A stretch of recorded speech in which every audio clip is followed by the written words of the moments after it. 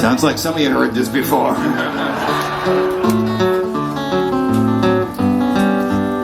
I know I have.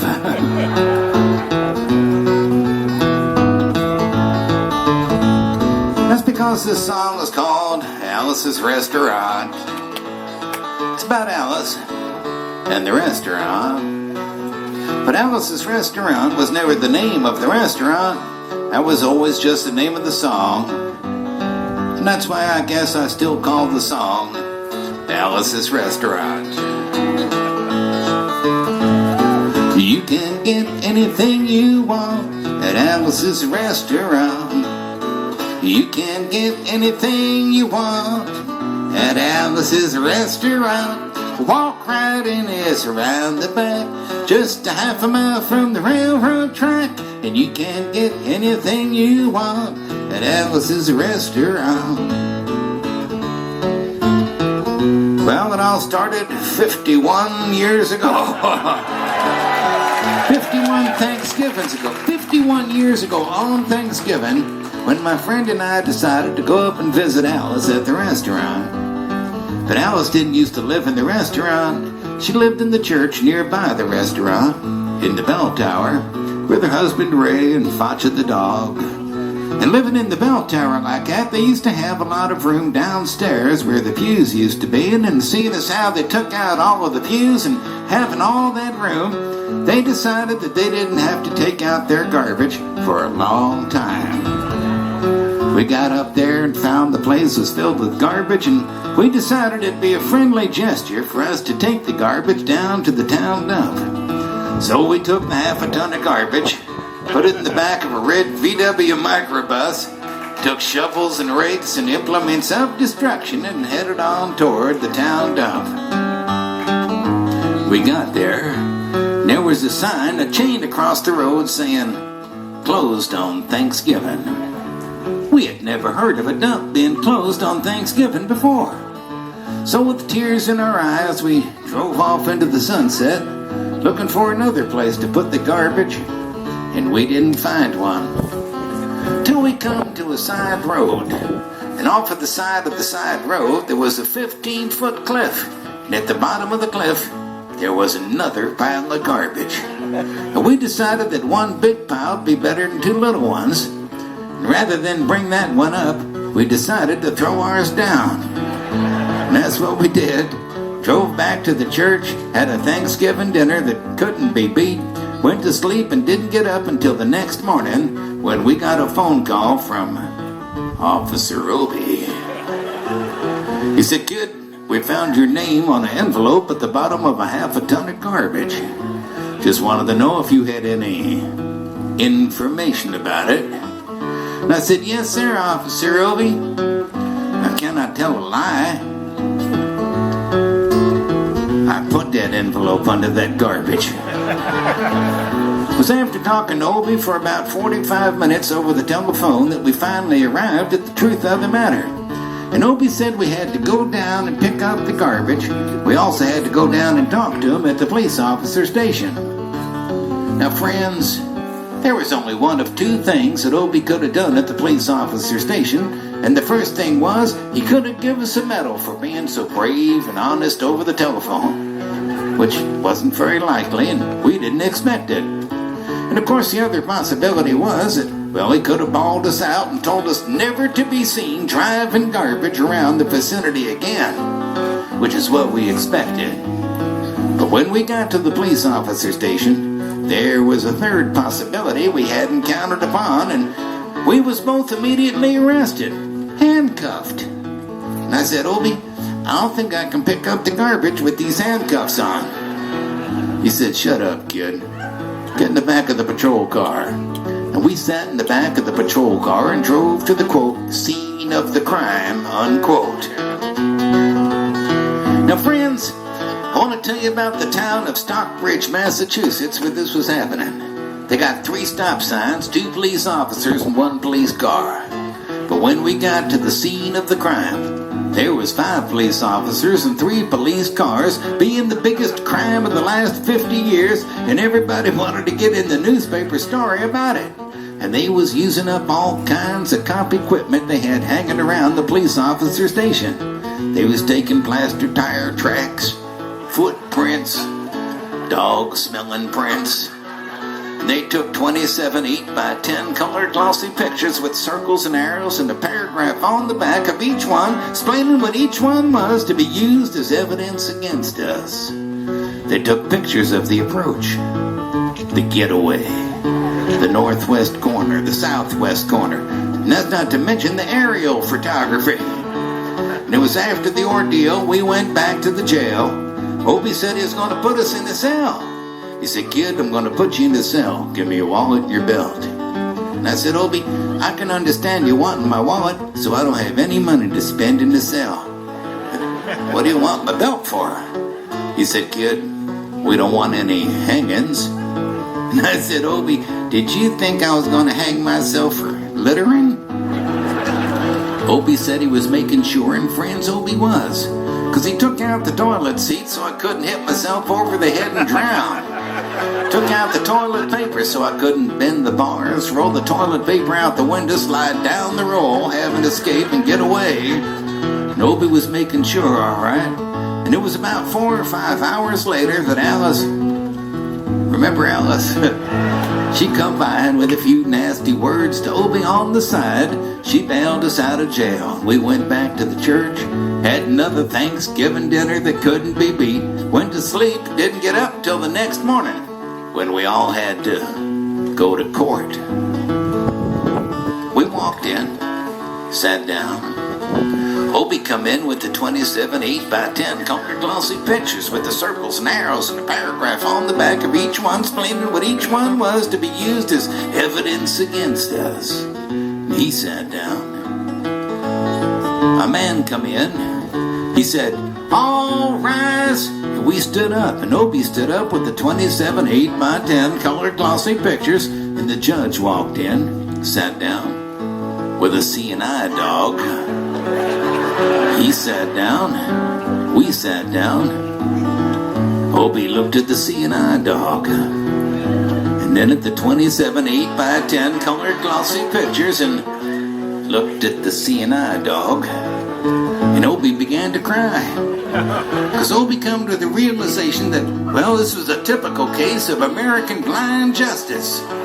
And there was no way the judge was going to look at the 27 8x10 colored. Well, it didn't matter. Because we was fined $25 each, and we had to pick up the garbage in the snow. But of course, that's not what I came to talk about. Just thought I'd mention it. Tonight I thought I'd talk a little bit about the draft, and for those that wasn't there or don't know or can't remember, back in those days we used to have a thing called the Selective Service system, which meant that when you was a guy and you turned 18, you had to register with the Selective Service so that you could select some kind of service that might be of interest to you. If your choice was none of the above, they would help you by making a selection for you. And to do that, they had buildings all across America where you had to go in, get injected, inspected, detected, infected, neglected, selected. And I remember I had to go in one morning for my physical examination. It was a long time ago. It was on Whitehall Street in down New York City, and I remember I got good and drunk the night before because I wanted to feel my best when I went in that morning.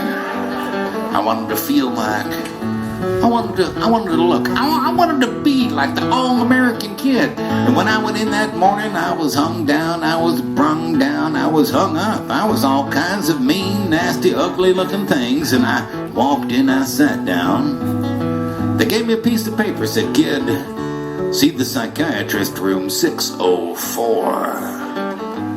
I went in there. I said, "Shrink, I want to kill. I want to kill.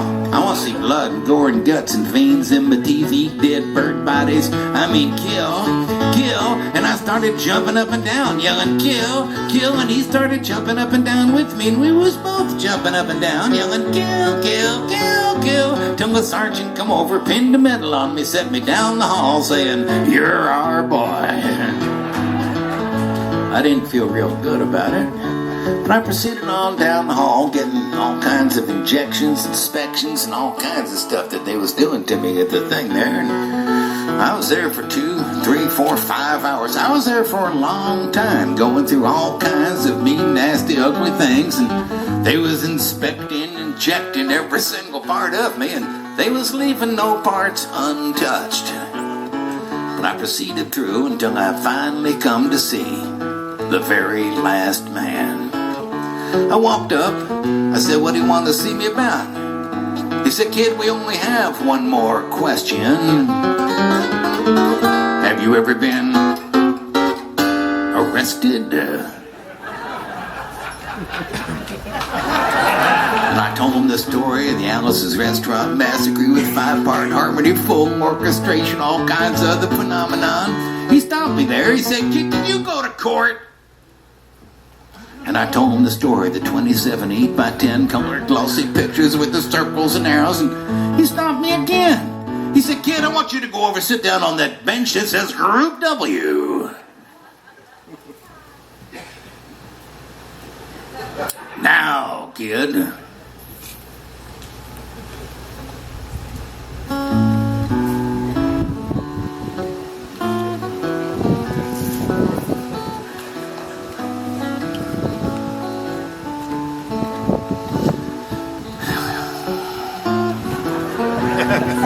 I went over there. Group W. Group W is where they used to put you if you might not have been moral enough to join the army after committing your special crime.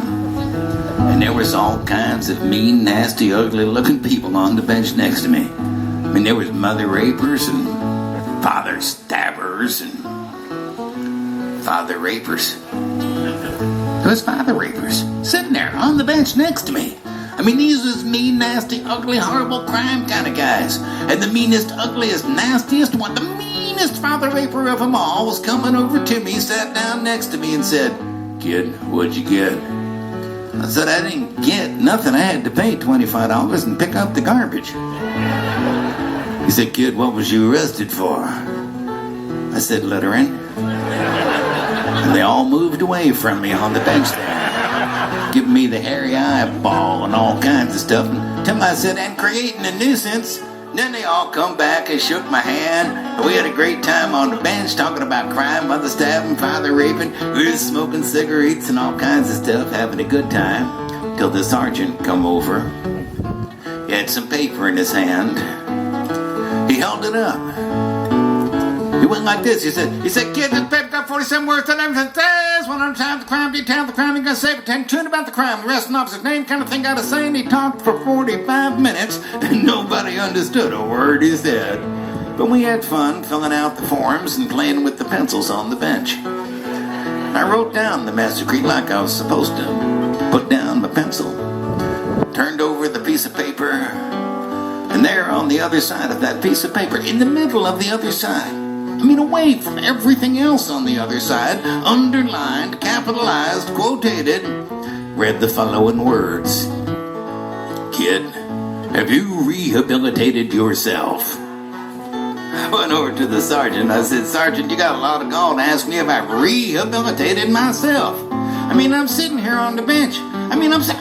I'm sitting here on the Group W bench because you want to know if I'm moral enough to join the army, burn women, kids, houses, children, villages after being litterbugged." He said, "Kid, we don't like your kind. We're going to send your fingerprints off to Washington." And friends, somewhere in Washington, enshrined in a little folder, is a study in black and white of my fingerprints. They're still there. They've been there 50 freaking years. But I'm not the only one. They've been adding to the collection recently. So the only reason I'm singing you the song tonight is because you may know somebody in a similar collection. Even some of you could be in a collection like that. And if you ever find yourself in a collection like that, you don't know what to do. There may be only one thing you can do. Well, there may not actually be anything you can do, but there's something you can try. And that's to be wherever it is you are, as it were. Stop whatever you're doing, just take a moment. And just goes something like this. You just say, you can get anything you want at Alice's restaurant. That's it. Just sing a couple of bars of the old song. I mean, imagine one person trying that these days. Probably not worth collecting. But imagine two of them. Maybe two of them trying to get married in parts of Kentucky or something. Or three of them out in Idaho or Utah, or 50,000 people stop whatever they're doing, singing a few bars of the old song. Be worth collecting then. Not only that, you get enough people singing along on a song like that, even the people collecting might start joining in. And when you get a song that's worth joining in on, no matter what side of the aisle you're on, or who you are, or what your story is, it becomes what we used to call a movement. Now, one of these days, somebody's going to write a song like that. It's not this one. Every generation needs their own songs. But while we're waiting for that one to get wrote, we can practice on the one we got. Not all that hard. Some of you even know it. Just goes like this. You can get anything you want at Alice's restaurant.